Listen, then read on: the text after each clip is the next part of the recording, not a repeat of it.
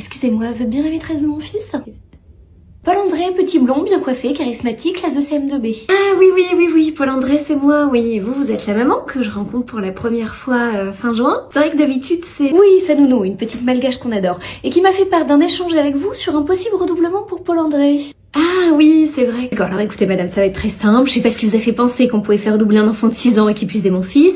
Hein, qu'est-ce qui s'est passé? Il a pas collé sa petite gommette à la bonne place? Il s'est pas passionné pour le poème de Gigi la girafe? Enfin madame, voyons.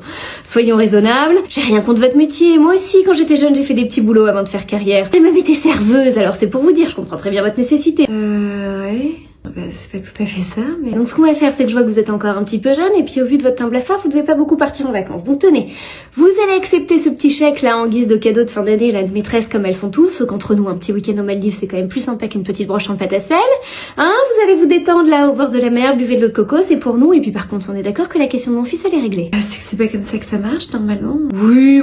Bon, je file, il y a ma séance de thermal qui m'attend. Ah, et en passant, si au spectacle de fin d'année, Paul-André pouvait être autre chose qu'un pauvre arbre dans le fond, ça m'arrangerait. Il a quand même largement la carrure d'être au moins Robin des Bois. Merci beaucoup.